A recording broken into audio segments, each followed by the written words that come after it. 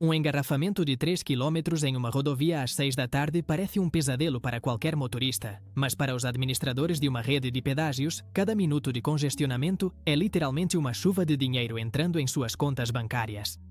Quanto mais as pessoas dependem dessa via para chegar ao seu destino, mais poder a empresa tem para definir o preço de cada quilômetro. Nesta história, você vai entender como funciona esse monopólio do asfalto, de que maneira os contratos de longo prazo garantem lucros multimilionários independentemente do estado da economia e a armadilha por trás de pagar para circular por estradas que, em teoria, deveriam ser públicas.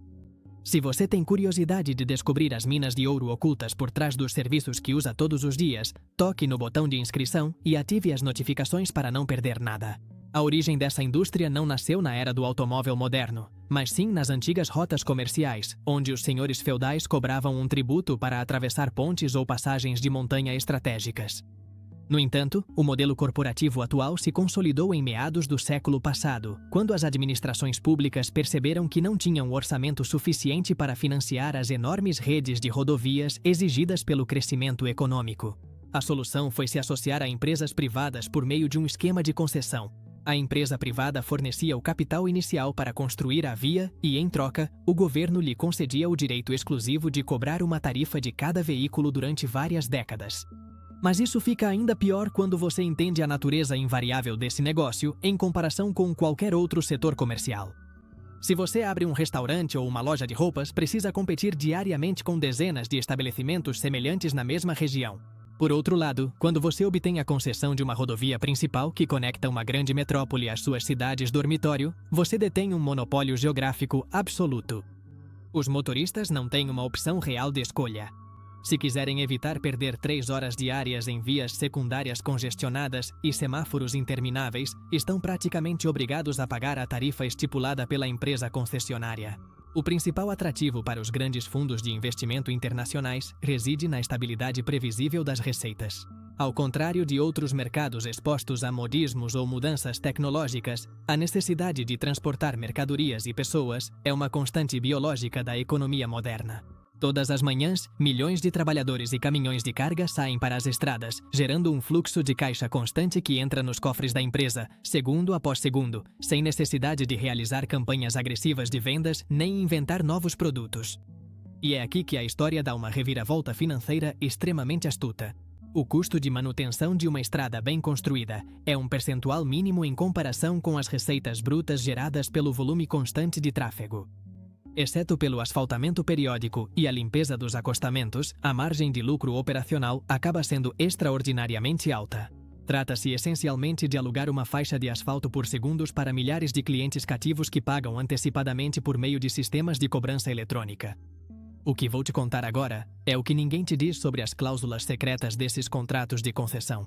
Quando uma empresa assina o acordo com o Estado, ela se certifica de incluir mecanismos de proteção que transferem quase todo o risco de mercado de volta para os cidadãos. Uma das cláusulas mais lucrativas é a de tráfego mínimo garantido. Se por alguma crise econômica, aumento no preço dos combustíveis ou emergência sanitária, o volume de veículos cair abaixo das estimativas projetadas, o governo tem que indenizar a empresa privada com recursos públicos para cobrir a diferença e garantir suas margens de lucro. Como se isso não bastasse, nas rodovias mais modernas foi implementado o polêmico sistema de tarifas dinâmicas. Por meio de câmeras e sensores de leitura de alta precisão, o computador central avalia o nível de congestionamento da via em tempo real. Quanto mais carros tentam acessar a rodovia nos horários de pico, mais o preço do pedágio por quilômetro sobe automaticamente. A justificativa oficial da empresa é que, ao aumentar o custo, desestimula-se o uso da via para manter o tráfego fluindo. No entanto, na prática, o resultado é que os motoristas com menor poder aquisitivo ficam excluídos da via expressa, transformando a infraestrutura viária em um privilégio reservado apenas para quem pode pagar tarifas inflacionadas. Mas o verdadeiro negócio das grandes corporações não está em acumular as moedas arrecadadas dia após dia nas praças de pedágio, e sim na imensa engenharia financeira que realizam sobre o ativo.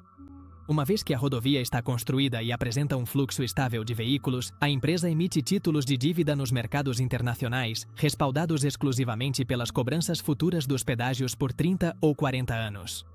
Com o dinheiro obtido por essa dívida, a companhia recupera de uma só vez todo o seu investimento inicial, além de um lucro substancial, deixando que a própria estrada se pague sozinha com o dinheiro dos motoristas ao longo das décadas seguintes.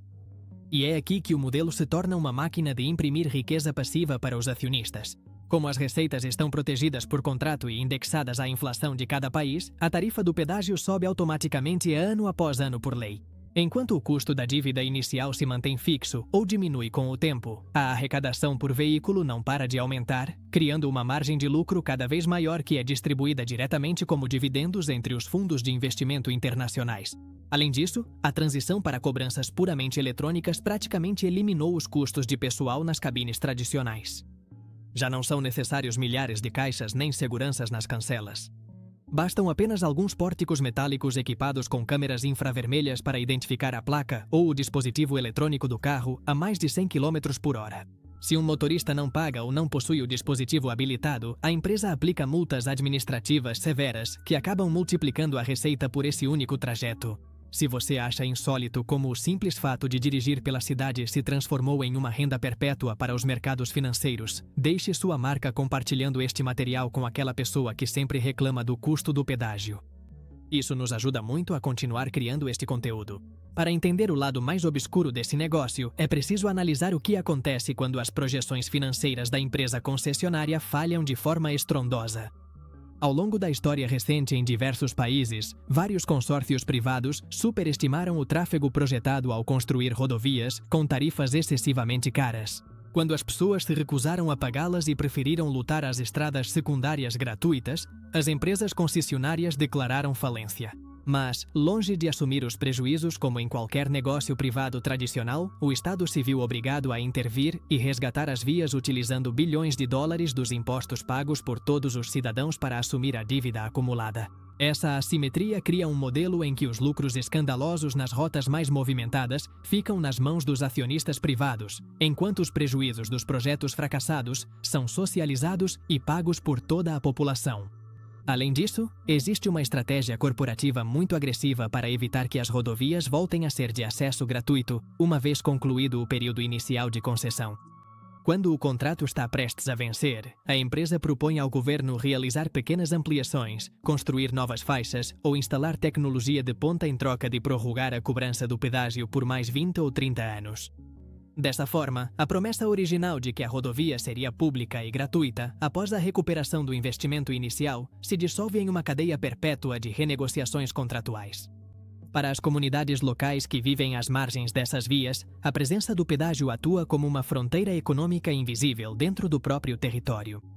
Os habitantes dos subúrbios se veem presos em uma dinâmica em que uma porcentagem substancial de seus salários mensais é destinada exclusivamente a pagar o direito de entrar e sair de seus bairros para ir ao trabalho ou levar seus filhos à escola.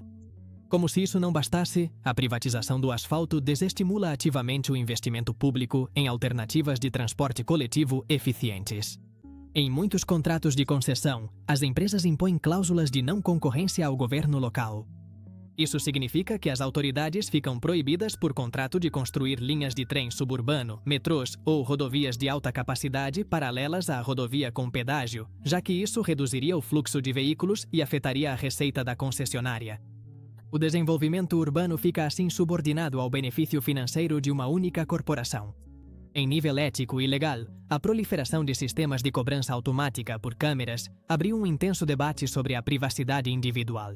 Para garantir a cobrança da tarifa e a gestão de penalidades, as redes de pedágios coletam trilhões de dados de geolocalização, identificando a posição, a velocidade, o horário exato e o trajeto diário de milhões de cidadãos. Esse volume de informações sobre a mobilidade da população é extremamente cobiçado e levanta sérias questões sobre a custódia dos dados pessoais nas mãos de consórcios privados. Para analisar esse cenário com total equilíbrio, é necessário considerar os argumentos defendidos pelos apoiadores do modelo de concessões rodoviárias. Aqueles que promovem a participação privada nas rodovias argumentam que o Estado não dispõe de recursos financeiros suficientes nem da agilidade técnica para construir, manter e modernizar redes de infraestrutura na velocidade exigida pelo comércio global.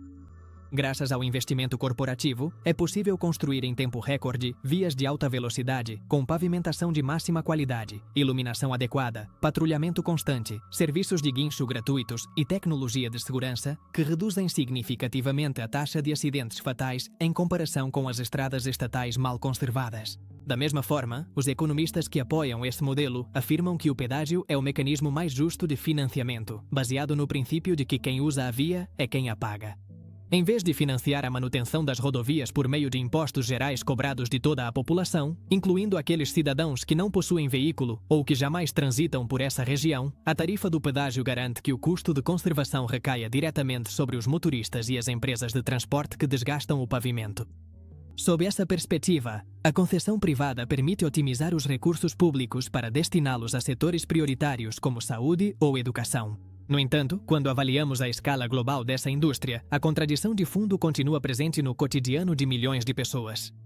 A liberdade de trânsito e a mobilidade da população são pilares fundamentais para o desenvolvimento econômico e social, mas, na prática, transformaram-se em uma mercadoria com preço por quilômetro. A barreira do pedágio representa o limite físico onde a infraestrutura que deveria unir um país se transforma em um filtro econômico que divide aqueles que podem pagar para chegar rápido daqueles que precisam perder horas de suas vidas no trânsito congestionado. Ao final deste percurso, a realidade desse império do asfalto nos deixa uma reflexão profunda sobre a gestão do espaço público. Se a capacidade de nos deslocarmos livremente pelo nosso próprio território depende de contratos financeiros assinados por várias décadas, devemos nos questionar quanto controle cedemos sobre nossas próprias cidades em troca de uma rodovia asfaltada. Se esta análise fez você enxergar a cobrança da estrada de uma perspectiva completamente diferente, deixe um like na tela para apoiar a produção dessas reportagens. E se você quer continuar entendendo como funcionam os modelos de negócio mais lucrativos e invisíveis do mundo, não se esqueça de se inscrever no canal para nos acompanhar na próxima edição. Me diga nos comentários, você considera justo pagar pedágio por estradas dentro do seu próprio país ou acha que deveria ser um serviço totalmente gratuito? Nos vemos na próxima história.